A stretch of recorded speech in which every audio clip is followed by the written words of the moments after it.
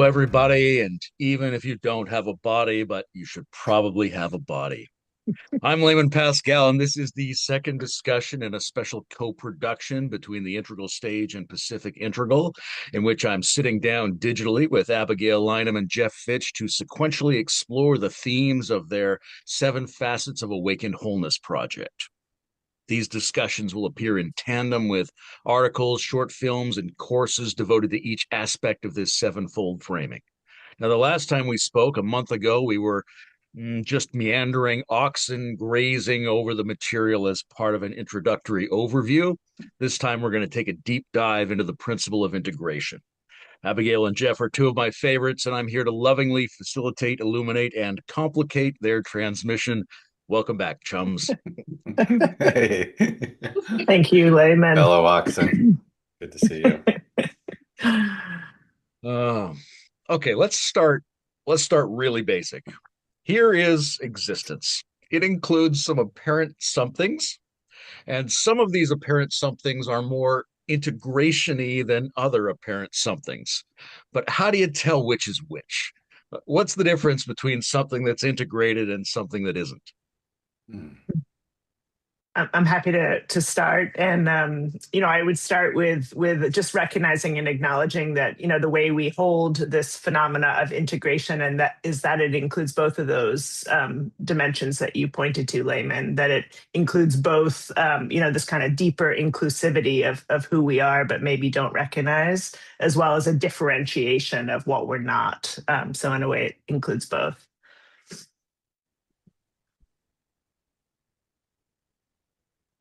Hmm. Yeah. Um, well, I would say from my own experience, there's uh, it's like it's like that quote from the Upanishads, wherever there's another, there is fear. It points to, I think maybe that's a pointing to like the kind of absolute integration of everything and the view that there is truly no other. But there's also a kind of relative experience of that, right? It's kind of, I don't think it was coincidental that you said, made that joke about having a body. This is really about like having a body, right? So there's me and you, there's things that I consider to be myself and not myself. And and to what degree is that clear? To what degree are those aspects connected and understood? Um, so we grow up cultivating that sense of separateness, like into a whole way of experiencing the world and what's inside, what's outside, what's us, what's not us. So integration in part is, it relates to shadow work and trauma healing and all those kind of things. But at a deeper level, it's like befriending those things that we consider are not us. So that's relative wholeness, relative connection. It has this almost structural quality of friendliness. Hmm. Yeah, it's like, oh, it doesn't mean that, if something is destructive in your life that you need to become its friend, but there is a there is a way that it is in a sense like includes both that sense of differentiation of like I kind of sometimes think of it as like everything in its right place and related. So that related part is the friendliness part. It's working with what's in me that has me feel separate, at my own, and that happens at all levels. It can happen definitely interpersonally because a lot of our separateness is cultivated in the way we experience relationship growing up and community and those kinds of things. But it also relates to our spiritual path with those shadows showing up there. Yeah. I'll I'll offer an example, and one of the things I imagined as we entered into this territory is that, of course, it would be present. It would be kind of psychoactive in a sense, and we might discover a deeper integration of our own selves in this journey together. And the example from my own life that comes to the forefront immediately is my relationship with fear. And I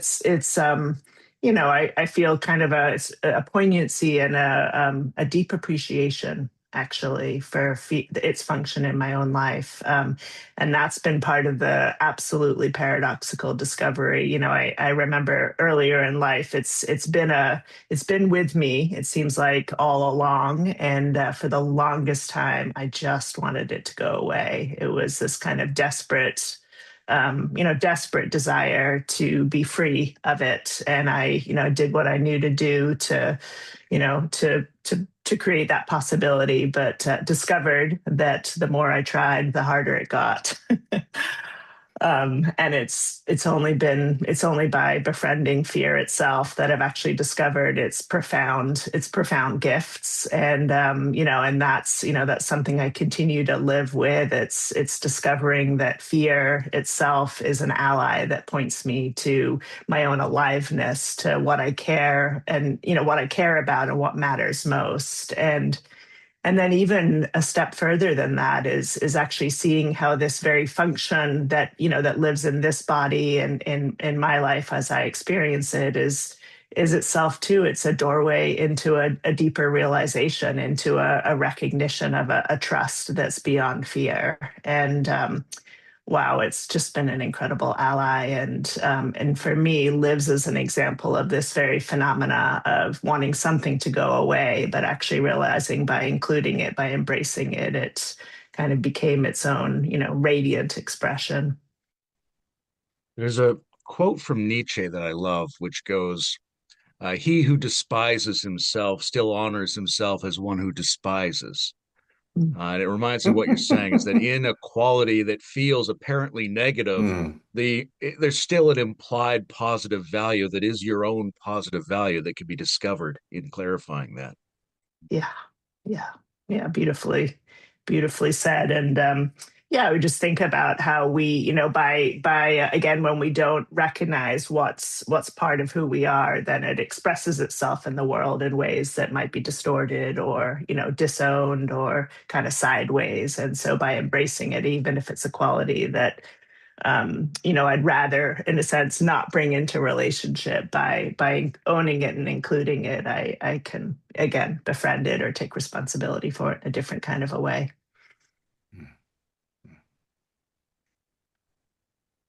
Yeah, I think that quote and what you're both talking to about to me points to something really important, which is that what we consider to be negative, you can see that as a way, as a kind of distortion of one's own energy or one's own consciousness, as something that has an original impulse towards it, um, towards something positive. Like the the separation, the shadows that we have are often formed in um, early life, in culture, and the context that we grow up in as adaptive patterns. So they can become like whole systems of ways of functioning in the world, the ways of managing our dysregulation, of managing relationships that, in many ways can be like quite dysfunctional or functional. But the original impulse in those movements is is always can be traced back to some form of love, or often. So, like, to speak about my own self-despising nature, like I have one of the things I grew up with, I grew up with a sort of critical father and a mother that could be unpredictably angry. And well, they both could be unpredictably angry. And years ago, I spent like many years doing like personal shadow work and developing training as a somatic therapist and doing work in this work of a modality called core energetics. And for years, we would have a quarterly retreat where we'd go away for a weekend and just do like deep shadow work for 3 days. And for several years, my sister was doing it with me. So it was a really amazing, like, experience of like doing deep psychological shadow work with a member of your family who's quite a bit older than me, so had a different perspective on what happened. And I remember there was this point we were like, I don't know, after we were on a break or having a meal or something like that. And she mentioned something about my mom's anger. And I said, Mom was angry? And and and she just like burst out laughing and was like, What are you talking about? Mom was full of anger. And it's one of like the it's one of the examples of discovering one's own shadow or one's own patterns that I always find really profound when it's something that's so much of the water you're swimming in that you don't even see it, right? And and that brought back a whole recollection of my mother's anger and how I learned to like kind of contract myself in the face of it. So in the face of something that is intolerable, we develop defensive patterns. Maybe I would have could have developed a fighter, like I fought her back, I or I tried to control, or I tried to, you know, um, win her love by being an achiever and doing good at everything. But one of the main ways I responded to it was turning in on myself. So rather than turning my energy against her and saying no, I turned it against myself. And that, was a cultivation of my own shame, my own going against myself, right? So if we trace that back, if I'm like Nietzsche and sitting in a cafe despising myself, coming up with philosophical self-justifications, you know, like we could say that original energy was energy that should have been protecting myself, but it couldn't in that case. It should have been saying no, but I couldn't do that. So it went against myself. So liberating that energy is to understand like that it's just a form of aggression. It happens to be going against me, which is not what what I want to do in my life now. But it's just energy at some level. It's just love. It's just a response to the moment. And so when our energy doesn't flow freely in a relationship, it can become distorted and destructive, you could say. Yeah. So in a way, yeah, it's honoring the self. Just to have the energy to be alive, to be in a body, is has its own dignity.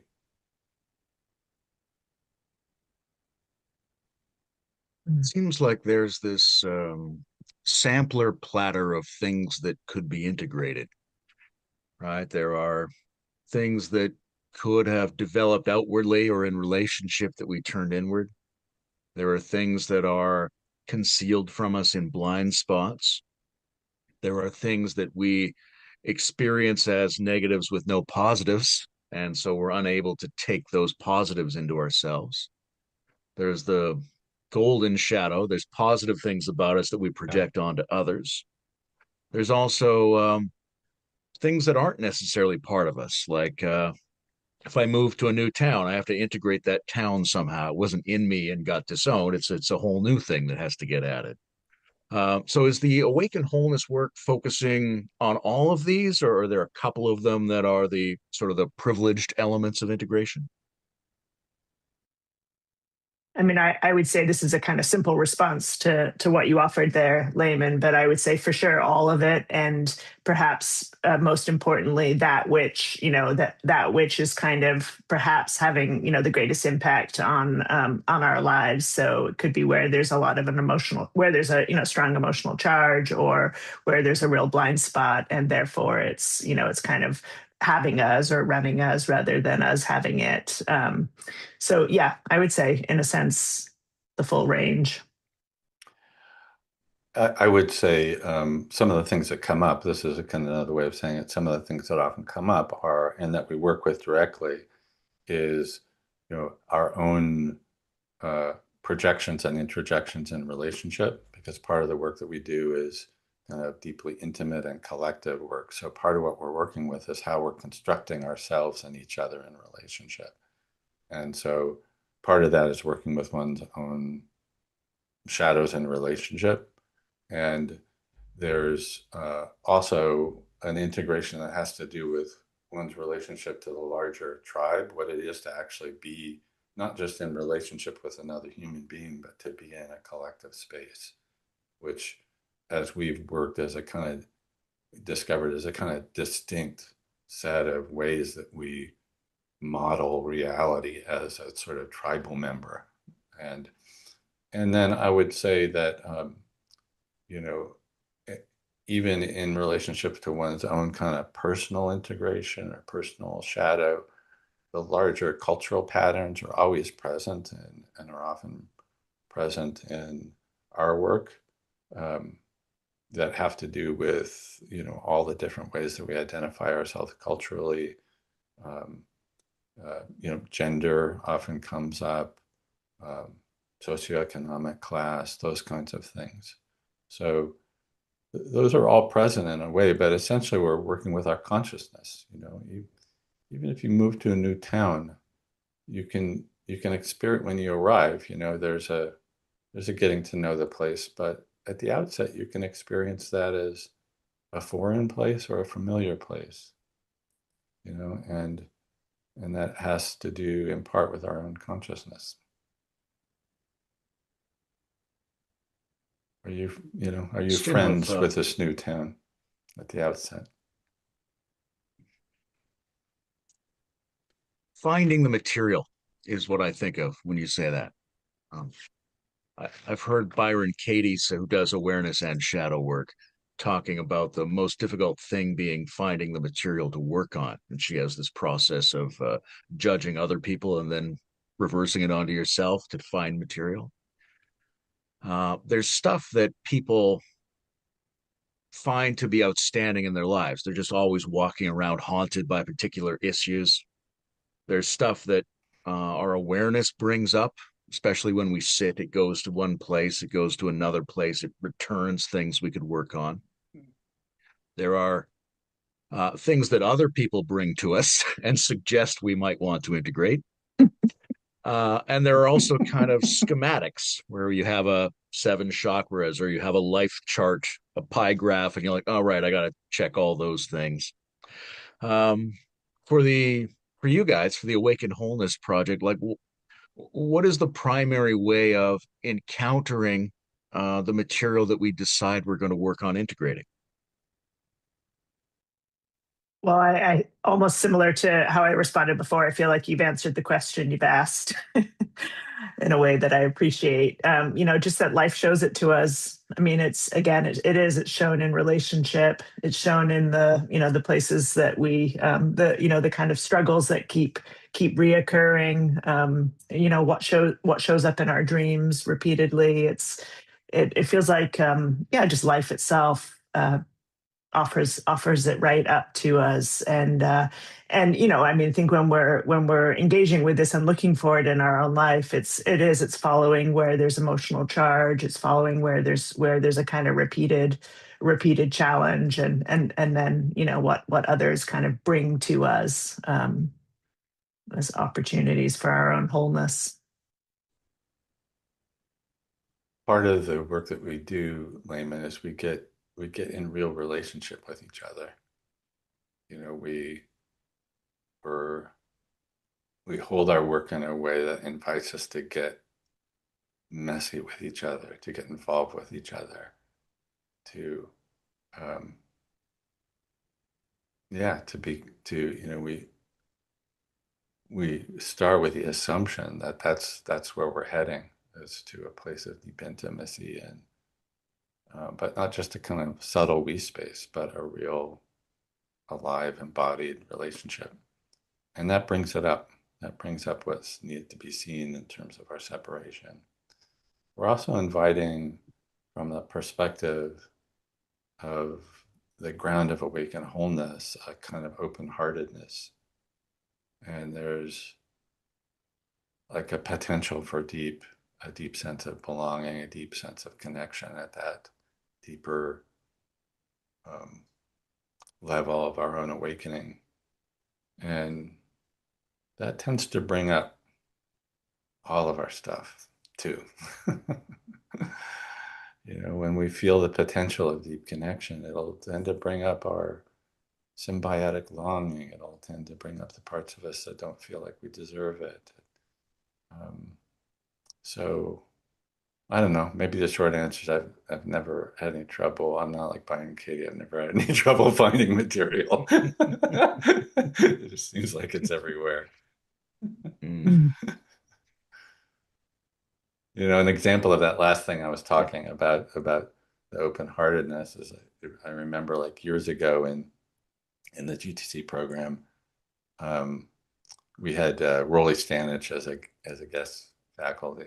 I don't know if I've told this story to you, but I think you did. I think you yeah, might have actually told this on the last, did I tell that in the in our last last call? round. I don't know. Tell it again, and Tucker All can right. cut it out if it's a Yeah. duplicate.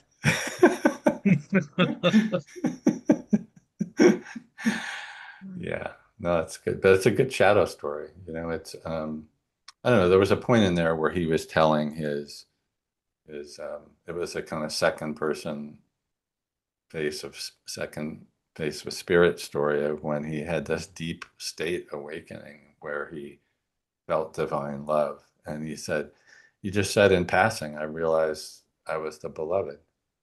And that really just rocked me. I think, I sobbed afterwards. I went back to my room and I was just like, he realized he was the beloved, and so it's like when we open to the divine, like all of our shadows, our relationship stuff is there. So that reflected back to me a place in me that didn't think could be the beloved.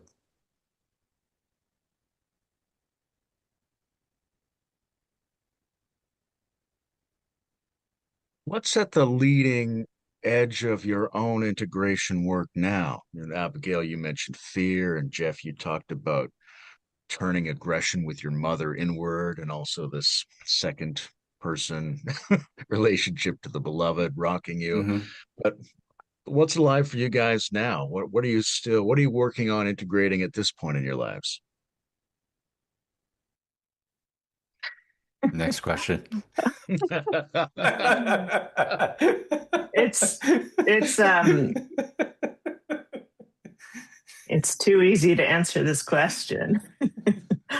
For me, I'm gonna like back up for a moment and then answer the question.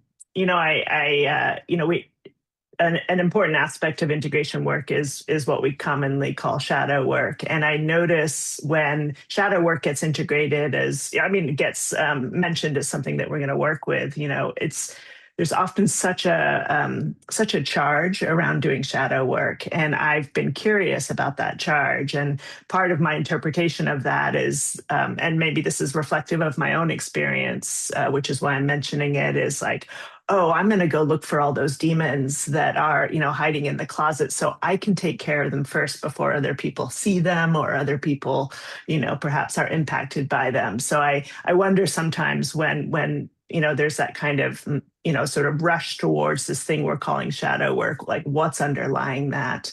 Maybe it also for others, speaks of the healing potential, but I could acknowledge for myself, it's often like, oh yeah, if I take care of that shadow, you won't see it. And therefore I'll, probably be able to maintain this image that I want to be perceived as. Yeah, so I notice in my own self and system, like there's such an orientation towards, and this would be more in the, less in the light shadow, more in the, maybe we call it the dark shadows, like looking for what's wrong, looking for, looking for what's getting in the way. So easy to identify, too easy to identify. So much so that, now I can, orient myself more towards the, where's the light that's being given away and not, not fully acknowledged and owned. Um, However, the edge of my own integration is in the territory of doubt. It's in the territory of doubt, and it's amazing. Maybe similar to fear, I could say it's been with me for a long time. I can tie it back to a father that had an abundance of kind of critical perspectives that have been discerning wisdom. They offer themselves as discerning wisdom, but also I've integrated that, interjected it likely as a really strong inner critic. Um, yeah, and I can speak of this in this moment partly because it's a bit more integrated, so maybe it's not truly the edge of my integration, but I've discovered something literally in the last, I would say, the last year about this is just noticing how the doubt has me in humility. It has me in questioning myself, and something I might have to offer, for example, in this moment. And also, maybe similarly to fear, it's pointing me to a deeper knowing that is beyond doubt. And I can, from this place, I can see and feel how it's been a guiding light towards that place that is, a kind of unknowing knowing, or a knowing that's, beyond the knowing of the human faculties. And my gratitude for it is that I didn't give it up too quickly, that I actually stayed with it so that it can continue to, kind of flower into or unfold into its own, kind of deeper essence. Mm. Yeah, and yet it's alive. I do feel it in this moment. I feel it in the like the flutter at the base of my throat that has me say, Abigail, don't mess it up. Don't say the wrong thing. Don't, all of those things. So it's yeah, I feel in this moment, like at a level of embodiment, I feel a kind of humble gratitude for its teaching. Mm. Out and also the shadow of shadow work. I like that. Yeah. Mm. Should we just skip Geoff? Yeah, I was being quiet here, seeing if you would just move on. That's an interesting question. It's sometimes hard for me to answer like what I'm working on the moment, because often just it kind of feels like it's working me, and I don't really know what the meaning of it is until later. Um, but yeah, there's an experience I've been having recently, which is a kind of, I can kind of categorize with some shadow that I've been kind of working with for a long time, which is the way I would describe like this piece of integration is I relate it to something about my upbringing, which is that I had two siblings, 8 and 10 years older than me. So I grew up in a kind of environment where, I mean, from my perspective, it was like four adults and me. And and that gave me an experience of like kind of continuously like there's so much going on that I have no idea what this is. There's people talking about stuff that doesn't make sense to me. It was a kind of like it left me feeling like really sensitive to this quality of being like an outsider. So I have like I can have triggers around like somebody's talking about something I don't understand, or those people over there are laughing, or they're laughing at me, those kinds of experiences. Because I grew up like in that kind of milieu. And yeah, it was nothing bad happening. It was just a kind of feeling of being like, I can't connect to this.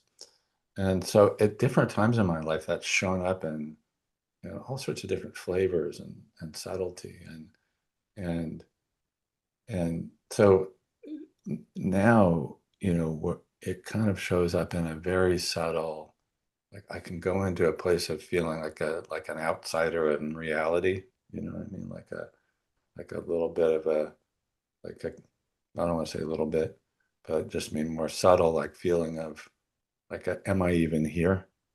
And that relates to, my own awakening too, because there's layers of myself where I can see through my personal self. And so, but there's some shadow in there too, like of a bit of disturbance, of a little bit of kind of dissociation that comes up. That's been coming up for me recently that I've been curious about. Do I need to heal that? Is it like there's some truth in it? I don't know. I'm just kind of exploring that. Does that make any sense what I'm saying? Yeah. Yeah, yeah. See, I gotta hear that that makes sense. I haven't just said that into the void because then I'm a goner.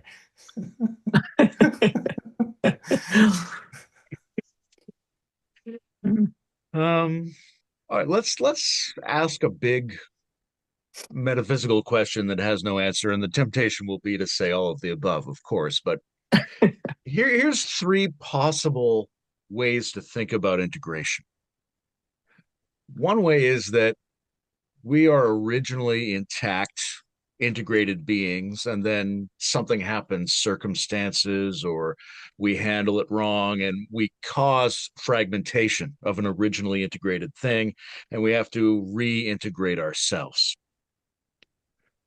Another way to think about it is everything is always already completely integrated, and what we have to do is just constantly rediscover the fact that there was never any deviation.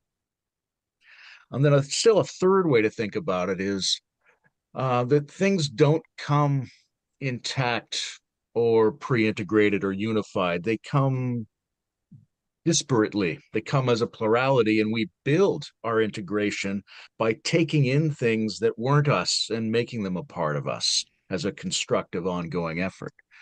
So which of these three is it? And it's not all of the above or none of the above.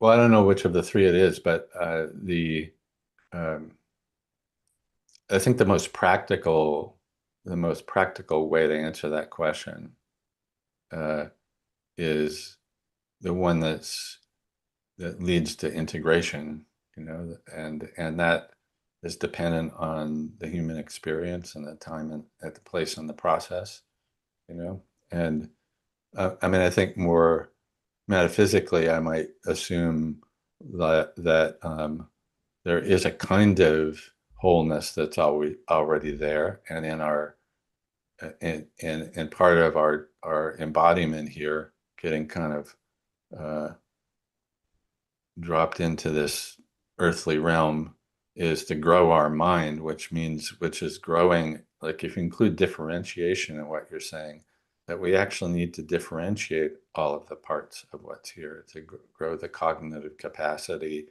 to conceive of this reality as not just a kind of uniform like field of experience, but to know the difference between this and that, And so in from that perspective, we do kind of start in a unified, but a useless unification. and and grow a capacity to differentiate. And in that growing process, there's bumps along the road and stuff that we learn and that contributes to unnecessary separation. That's the work of that kind of integration. But the awakening process leads us back to that innate wholeness. So, from an absolute sense, that can be experienced as a kind of innate wholeness, and um, and uh, but that's insufficient too, because there's a relative wholeness that's necessary to have a wider embrace of what's here. Um, that's not really a metaphysical answer, but I made a little bit of opinion about metaphysics in there, I think. You can press me on that. The pragmatic sidestep of metaphysical options is a classic Dharma move. Well, I'm a pragmatist, And like you're saying, there is always a very subtle background metaphysical position implied by that For sidestep move. sure. For sure. For sure. Yeah. What is it?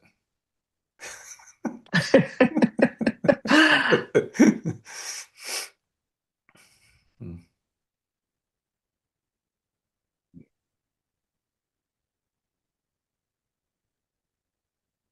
I'm recalling the bits of discussion about integration we had in the last recording. I think there were two things. One was that I had I asked. promise I promise not to tell the story about Rolly in the next recording. I think you should tell it in every recording, and it'll be our tradition. I'll preface it by, did I tell this story before? we'll make it seem like it fits with each of the themes. A great story on complexity. Go ahead. I I asked what makes the difference between something that gets integrated into our life and behavior and something that we just recognize as part of ourselves. And Abigail gave this great answer about um, honoring it, loving it, feeling positive. Essentially, like we mentioned earlier, connecting to the value that's in that part. I thought that was great.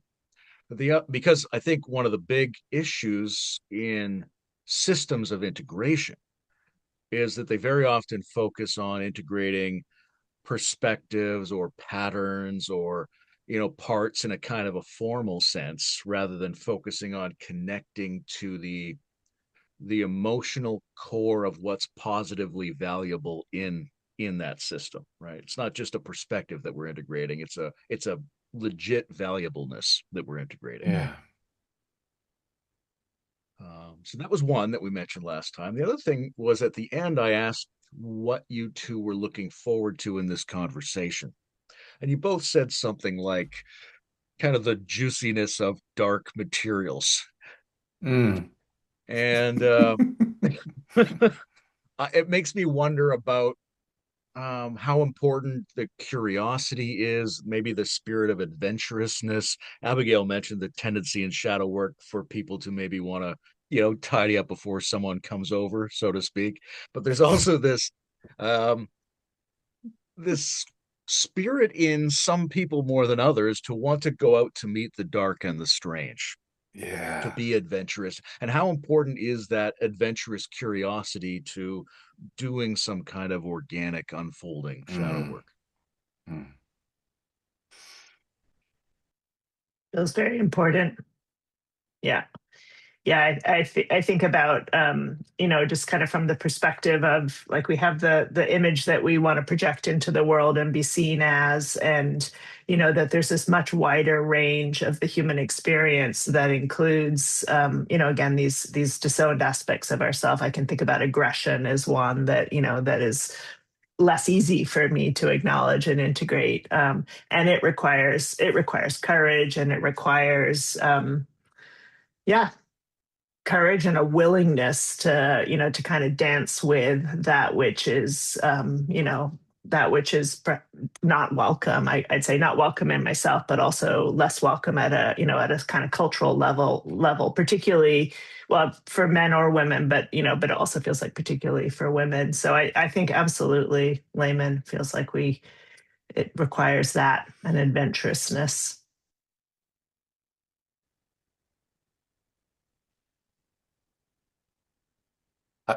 I'm both like holding what you're saying, but also holding there's often a part of us that is really afraid to go into the dark, and also like honoring that. Like sometimes when I'm working with someone who's confronting a challenge in relationship, even just saying,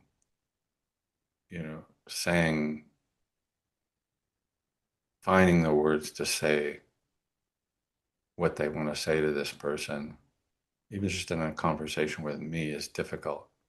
Because it's like there's some in my kind of view of the situation, there's some destructive impulse there that is trying to be kept down. And so I think it's really, the deeper you go into it, the more that curiosity develops. But also you have to me, honor where you are in the process, I would say. But we all have darkness in ourselves. That aggression, and pretty much most people I know is suppressed to some degree. And in that suppression, we can have parts of ourselves that are, one of my teachers used to call it the killer instinct. That wasn't an abstraction. It's like the part of us that could kill, that has rage or terror, and opening up to those kind of deeper dimensions inwardly, is a process.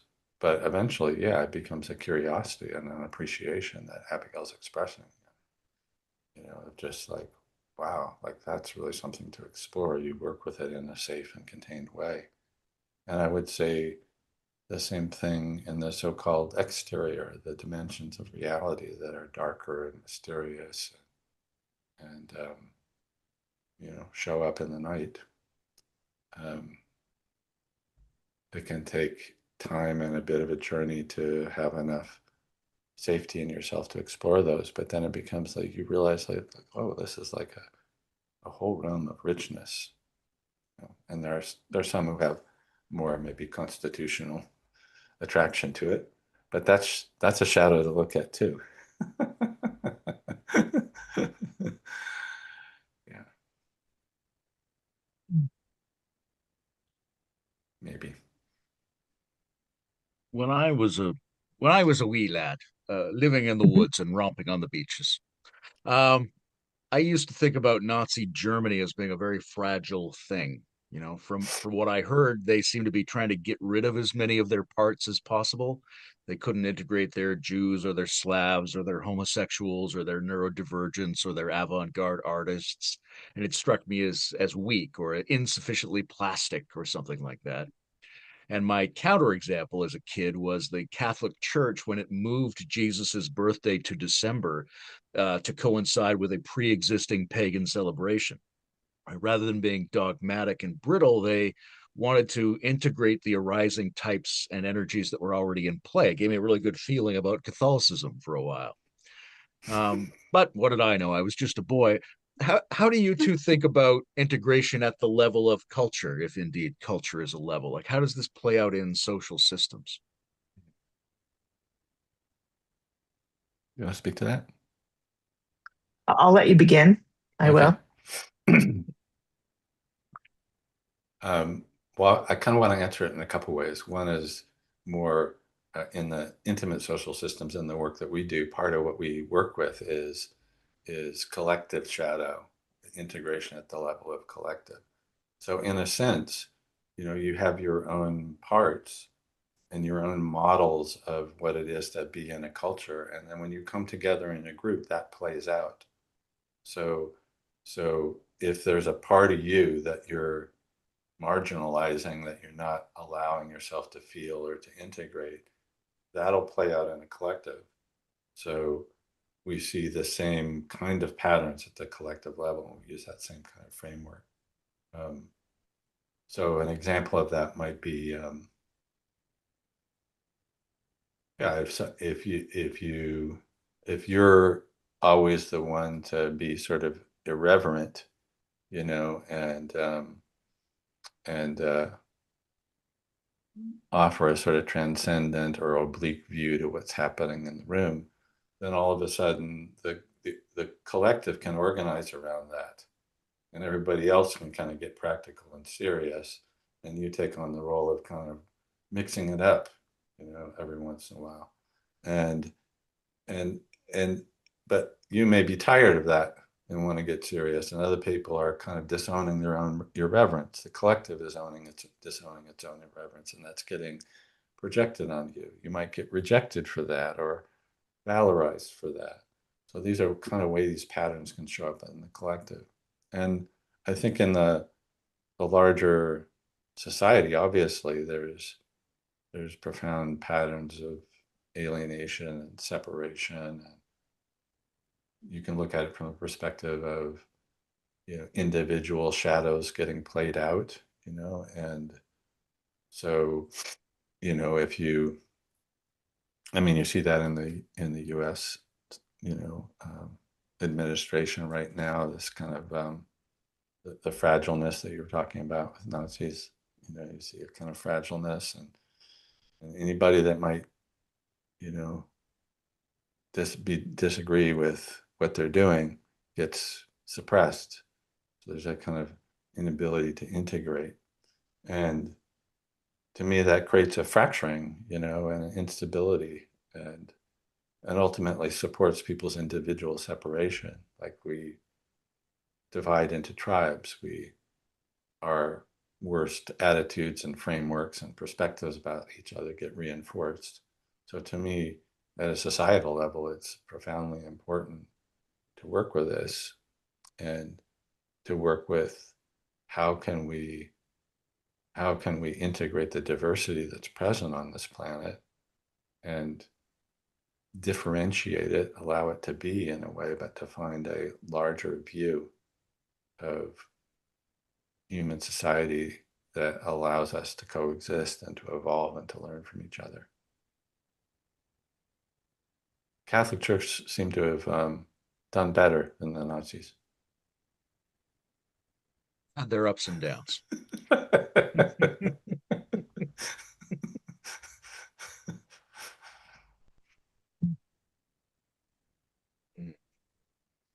I could comment or add, but I want to see Layman if you have a response or.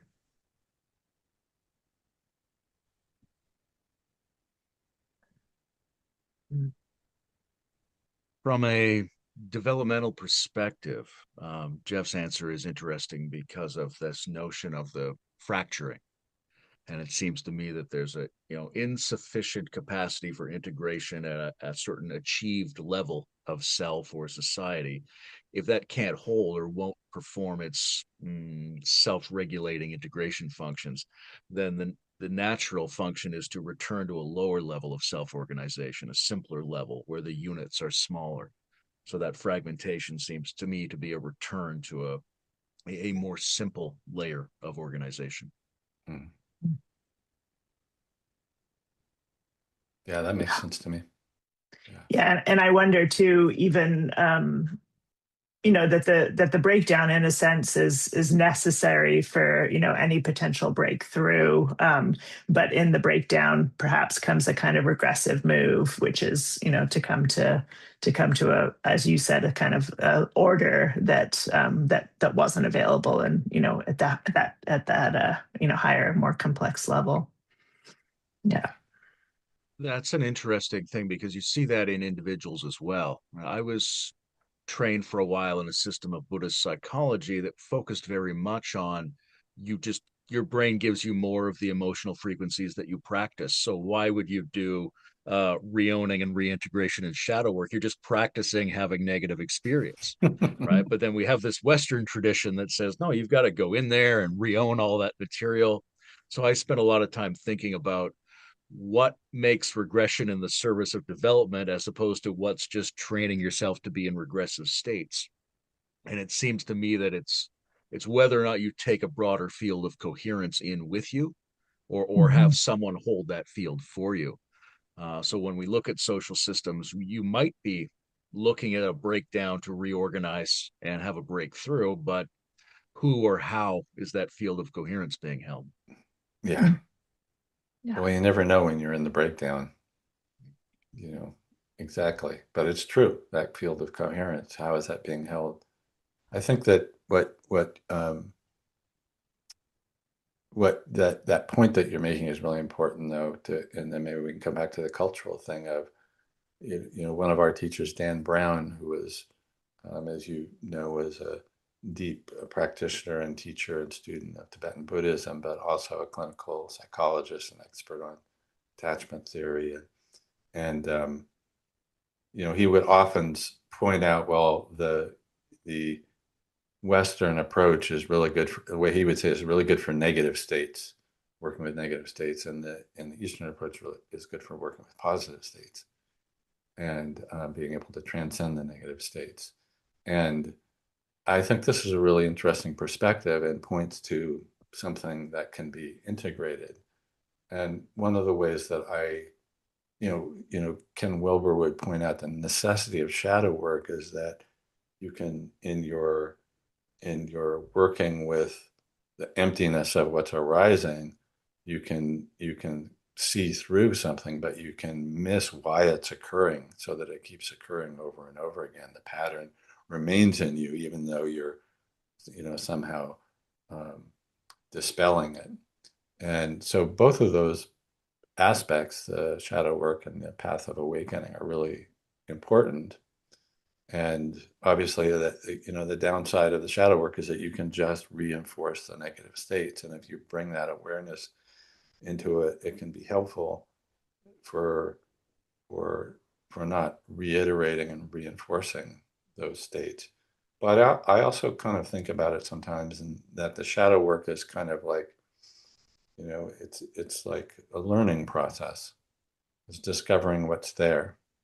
It's like going through your house and looking in the closets and seeing what's in there.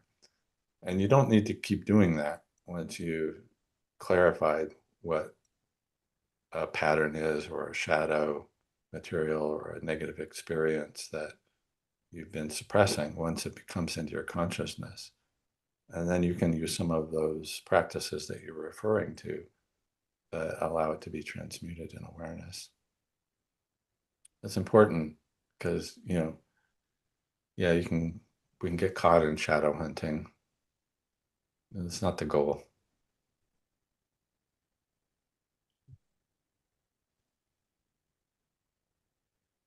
Here's another curiosity. One of the things that people who are engaged in both wholeness work and awakening work might report is that some of their internal material starts to seem like it's transpersonal material, not necessarily limited to their own psychological experience, right? Is this my feeling, or did I already integrate that and it's someone else's feeling, right? And is their content arising in me? Is the field taking advantage of the work I've already done and the opening I'm providing? These are questions a person might think about. Now, if nothing like that happens, great. You can just treat the material as disowned aspects of yourself. But if something like that does happen, does it require a slightly different strategy than working with the integration of one's personal contents? Or is it just an extension of the same process? It depends on, were you looking to me to respond, Abigail? I wasn't looking in any particular direction, but you go ahead. I'm hyper vigilant about the expressions on your face. I was laughing because I appreciate the question, and there's a little bit of a kind of mystery for me in the response. So I was kind of sitting in the mystery of it.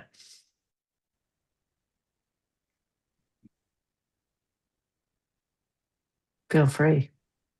What's happening in the mystery?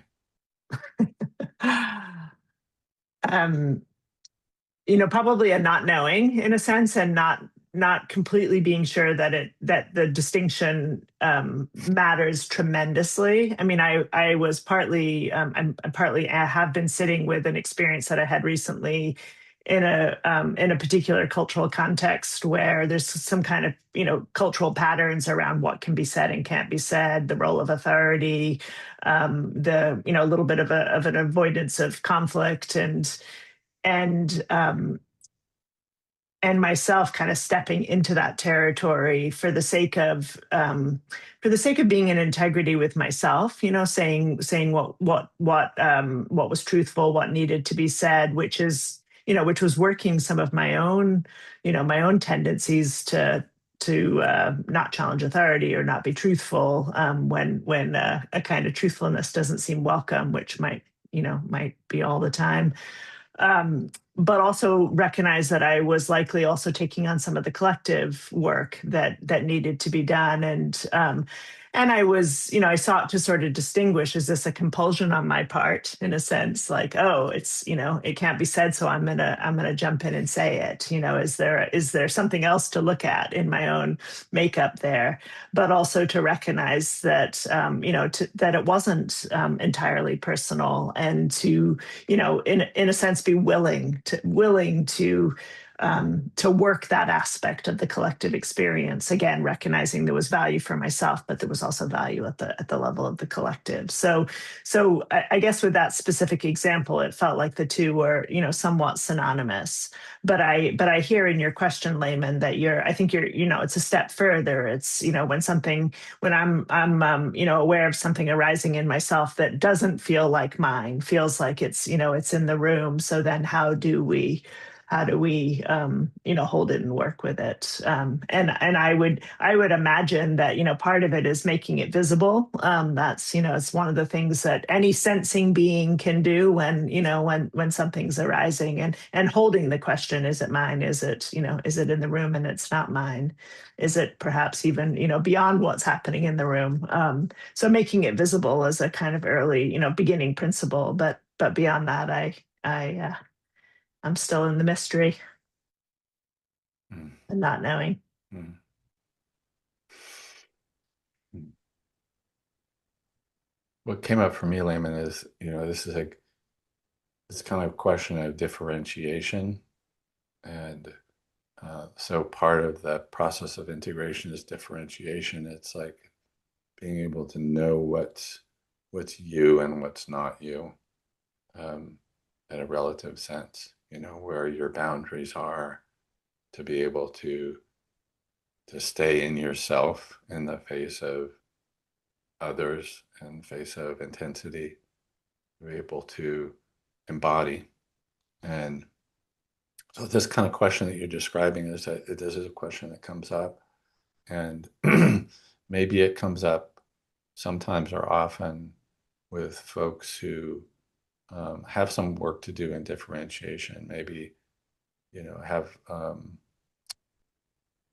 even prior to the kind of experience that you're talking about, maybe have some challenge to differentiate boundary between self and other. And so then as you get into the shadow work, it can be, is this me or is this not me? But a relative sense, it's a work of differentiation, and it can be important work, because as we do like this more subtle work and spiritual work, we can, without that relative self-work of really knowing our own boundaries, it can contribute to our own disembodiment, you could say. And I mean, just an example from me that I worked with recently, a couple of years ago, I was going through a process in my own spiritual practice where the emphasis was just allowing everything to arise in awareness and be released in awareness. So, and I was practicing this more or less continuously, and it was a disposition of just welcoming everything that was coming up. And there was, for a few weeks, I think, or maybe a couple of weeks, I had this kind of repeated experience of quite, yeah, I was grounded in awareness, so it wasn't disturbing in some sense, but in another sense, it was kind of like I was watching my mind go a little bit crazy, and just getting disordered. And okay, well, this is a part of the human experience. So it was often coming up at night, and just in moments, um, and there was fear associated with it, like in my body, but I was present to that experience. So, and then one night I woke up in the middle of the night and I just had this clear intuition. This wasn't me. It was it was like some negative energy or negative entity. And I kind of spontaneously went into more of like a shamanic move, like I sent it away and I went back to sleep. I woke up the next day feeling great and the whole thing ended. So this like contraindicated indicated in the spiritual practice I was doing to be open to everything. But it was kind of like, okay, I've seen enough of that, and there was something in me that clarified that it wasn't me, and that was a real learning for me. Like even if you are practicing being open to all of reality, even other people's karma, like to hold that in one's own awareness as a gift. There's still at all these different levels a need to have boundaries at times. But that's the skillful means. Or it was just a interesting experience I had.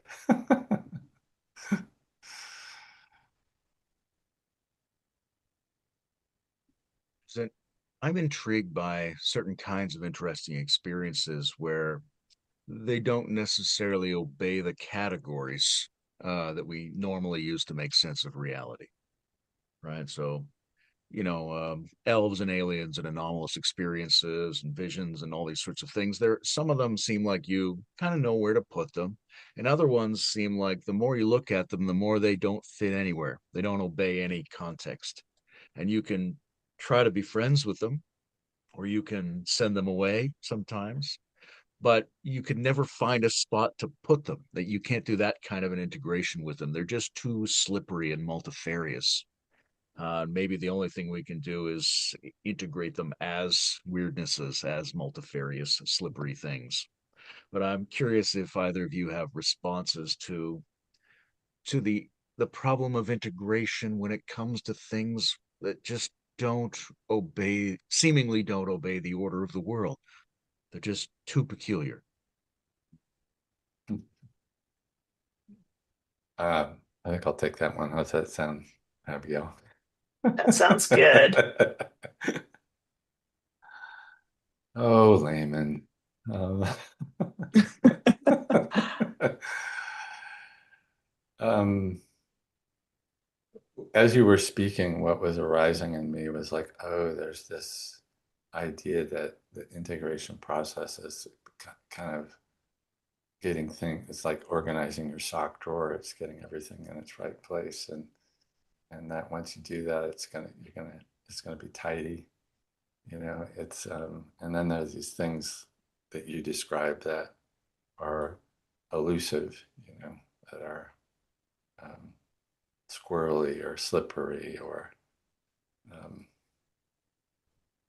yeah. I love the metaphor. I forgot that you'll remember the person who developed the theory of hyperobjects. Who is that? Timothy Morton. Timothy Morton, right? Yeah, one of the metaphors you use they're like octopuses. When you reach for them, they disappear in a cloud of ink. I always love that metaphor.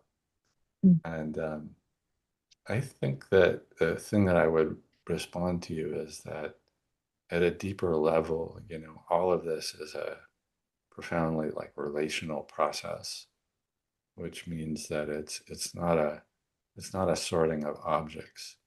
It's a deeply relational process that is always unfolding and moving, even as our own shadows are not so fixed. They're even the ones that we're familiar with are even weirder and slipperier than we imagine. And so I think those experiences that you're pointing to, the aspects of reality, one of the things that they teach us is maybe just how weird all of this is if we don't look at them as complete exceptions to the rule. Our mind is more open and more fluid and more emergent and process oriented. And so I like those experiences kind of breaking me out of some sort of conceptual, conservatism into that relational dynamic dance. That would be something I would say.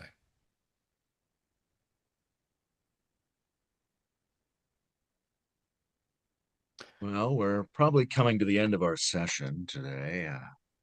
Is there any other subtopics of integration or stories or anything else either of you wanted to bring into this before we finish up? There's a couple things that occur to me. I mean, one is I think like there's some particular practices that we work with to work with collective shadow that I think sometimes can be hard for it. Anyway, I think that folks maybe don't always imagine how some of this work gets done. So I think it could be useful to talk a little bit about that. And the other thing, and so maybe I'm just naming the categories, but it also feels important to. I think we've touched on this a little bit, but I think it's important to speak to like what gets liberated on the other side in the name of of all of this endeavor to integrate. Great. Go Well, ahead. tell us some techniques about integrating collective shadow. Yeah, I mean, there's so much that's done in the name of collective shadow work. I mean, there's I think about intergenerational healing work, trauma healing around again around collective patterns and dynamics, and in the context of of the deeper relational work that we do, looking at both individual and collective integration or individual and collective shadow. One of the things that we work with is the patterns that arise in human relationship that that have that possibility tendency to they sort of create a new normal in a way. There's a kind of emerging pattern that occurs at the level of a group life that creates a certain kind of order, we could say, a way of like, okay, we've kind of worked out who we are and how we're going to interact with one another.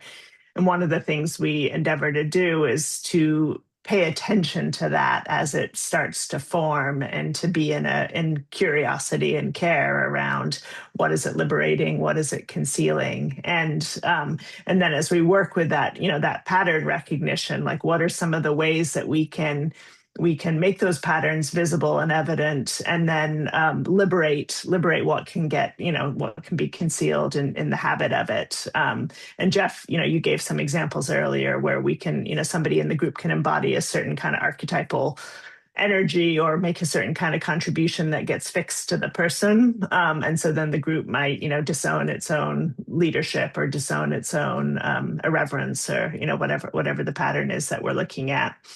And there's a couple of things that we do. One is finding ways to as I just mentioned, to name some of the patterns. So that could be patterns of interaction. How are we interacting with one another such that there might be lines of kind of connection between people, and then places where where that connection isn't so full, or so I don't know what the word would be. So we call it there's a practice that we engage with, sort of working with tools of sociometry, which is just mapping connection, so that we can as a group stand back and look at those patterns and say, what is that showing us about ourselves, and is that how we want to is that how we want to be together? Is there something more that's possible here? I think about one time where we engaged with that practice, and there was somebody in the group who was, she was seeing that there weren't the lines of connection to herself. And she realized, and I think there's like, in revealing that, there can be a tendency to want to care for that person, to want to take care of that issue, to and for herself it was ultimately so liberating, because what came to her is, I've been hiding in the group, and I know that hiding pattern so well, and I'm done with it. And so it was it was like opening up what can be hard to look at the level of a group became her own liberation, which also, of course, then liberates the group.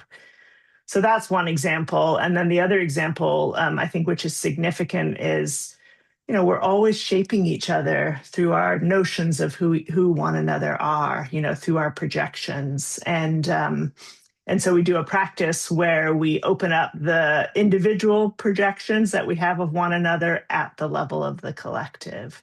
So we make visible what can so often be, just underneath the surface, or where it might get named or worked, between two people, it doesn't often get named or worked at the level of the group. So we have a particular practice where we ask people to to reveal these projections for the sake of reowning them. And it's like so many of these kind of practices, it's paradoxical, because it's, when it gets introduced, it's like, my God, no, we can't do that. Like that's going to look like revealing what we want to hide, and social death at some level. And what it ultimately does is it liberates what's held inside of those patterns, the love, the truthfulness, the aliveness that that is getting bound up in these ways that we fix who each other and therefore who ourselves are. How do we um, develop fluency in capacities like that without getting stuck in a kind of individual or group neurosis where we're constantly pecking at ourselves and trying to mine everything we're doing for what it indicates about our structure and our hidden habits, Yeah. etc. I mean, I think I'll respond and then Geoff add to it. But I mean, I think there's a couple things. Is one, not engaging in endless processing around these dynamics, but by making them visible, knowing that yes, maybe there's some things that need to get worked through, but also maybe there's some things that we can just release by virtue of being aware of them. So I think that's a piece, and I think another dimension is holding it in this deeper ground of the wholeness that's already present. It's being able to see through some of these patterns and liberate them, liberate them through the seeing of it, but also knowing that not everything needs to get taken care of. Not everything needs to be worked. There's no way to work everything. Like the real key there for me, Layman, and just adding to what Abigail said, is that we're holding this in this ground of awareness. So and in that we're pointing to, yeah, we're in a sense constructing each other all of the time, and there's a way in which we can hold that perspective and see through our own constructions, our own projections of each other. But if we just merely do that, then there's a kind of missing element of relationship and intimacy. So we're bringing that kind of awareness into the collective space, so we actually know each other's experience of each other, but also holding that deeper ground, that I think you were pointing to in the Buddhist psychology that you referenced earlier. So it's both not turning away from the mind, but also not contributing to the reification, everything that we're pointing to. It's a play. It's not a problem, really. We hold that view, but we're also, we don't hold that view all the time because we're growing and we're learning, but that's the orientation. Yeah. Abigail, you also mentioned what gets liberated, what's on the other side of this. And maybe you touched on that a little bit already with your last answer, but there might be more to it. When I check myself and think, um, what are the useful results of integration type practices? There seems to be an ease. There seems to be an energy, and I'm not sure if that energy is liberated by the integration or by the back and forth dynamics of the integrating process. There seems to be an enrichment of coordination between my parts as the different values come closer together and negotiate their appropriate structural friendliness. There also seems to be um, like the values I hold and the values of the part that I haven't integrated. As I recognize that value, sometimes seems like they both turn into a golden liquid and flow together and produce a more generalized general valuableness. So those are for me some things that are liberated. What were you thinking of? Exactly what you spoke to. Yeah, I was, just to bring it back to earlier in the conversation when you asked us about like what's at the edge of our own integration. By bringing that forward, I noticed immediately like more ease, more freedom, because I wasn't trying to pretend that phenomena of the existence of doubt and how it's kind of having its way with me is present. I wasn't hiding that any longer. And then also just that that each of these areas that we open into become the doorway, the portal to the awakened wholeness that we already are. And so in the opening into that, maybe you were referencing that with this greater, this kind of golden liquid, greater goodness that flows. It just brings us right home. And in that coming home, we're liberated to be present, to respond well to the world, to be in an active care and responsibility for the wider existence. I'd say truly what gets given is our own freedom, but more importantly our compassion and acts of care for ourselves and the wider whole that we are. I'll add a few words to that. That I love what you said, like your parts coordinating with each other. So none of those parts are separate from our relations, right? Because when we're not integrating those parts, we'll tend to project them out on the world. So then Geoff and Abigail and Lehman are not coordinating with each other. We're trying to resist each other and keep each other in our place or control what's happening. And when one of the fruits of the integration process is as we do it together, particularly, is that there can be just a much more open, fluid collaboration, creativity, play, without the kind of tension and hiccups that are just endemic in human relationships. There's relational work that goes along with that, but the integration work is a big part of that. And the liberation of energy, when you work with the integration somatically, like if I'm trying to hold something apart from myself, and I do the sort of mental emotional work to integrate that in my shadow, that liberates something.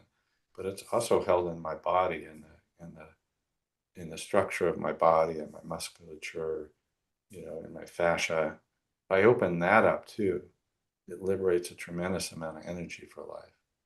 Because if I'm like this, because I was trying to hold my mother's anger away, and then I integrate that shadow and I'm still walking around the world like this, my energy isn't free. So part of this is like working with this in the body to open up the energy associated with what you're integrating. And then, you have your life force to direct in life.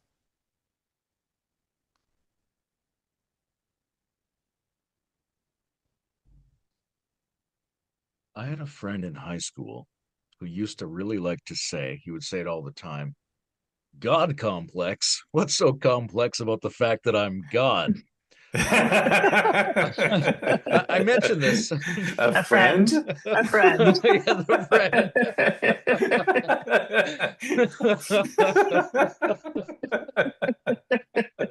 I mentioned this as a cunning segue to the topic of complexity, which is going to be the theme of our next discussion. And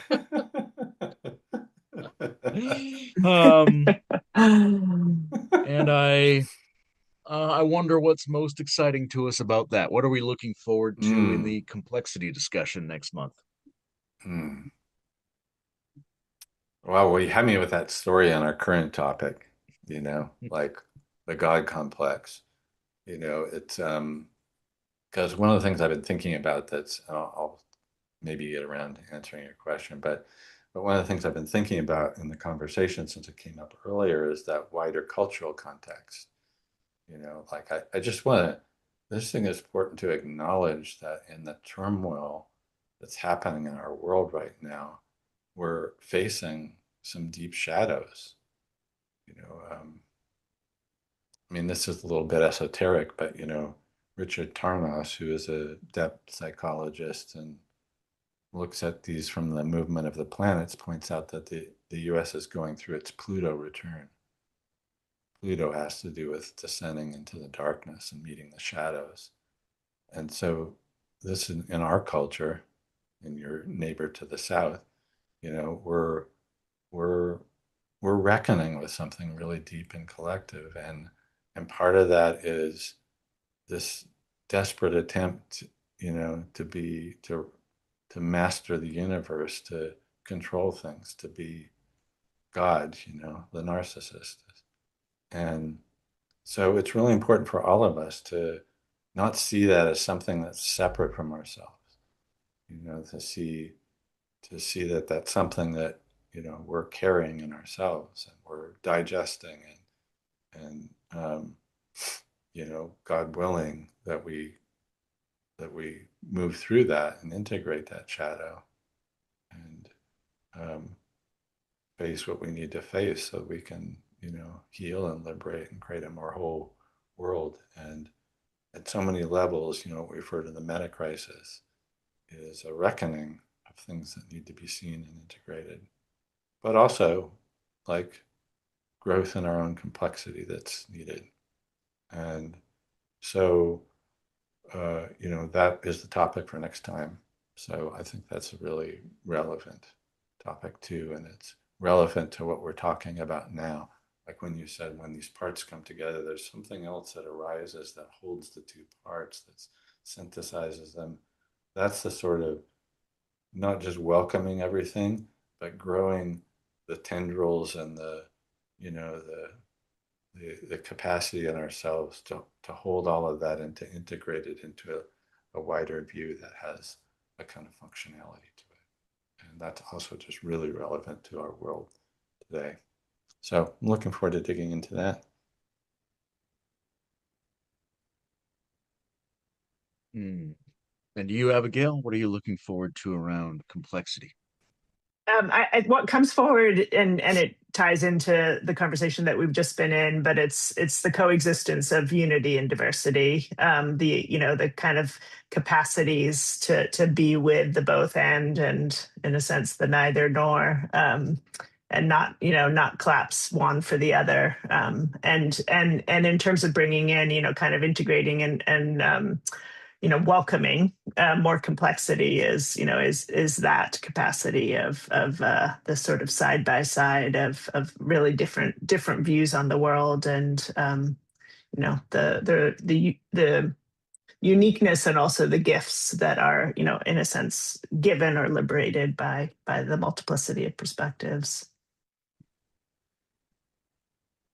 Layman, what can I ask you a question? Yeah. Yeah, that story that you told about the God complex. Yeah. Can you connect that to what are we looking forward to about complexity? Like, what were you trying to say there?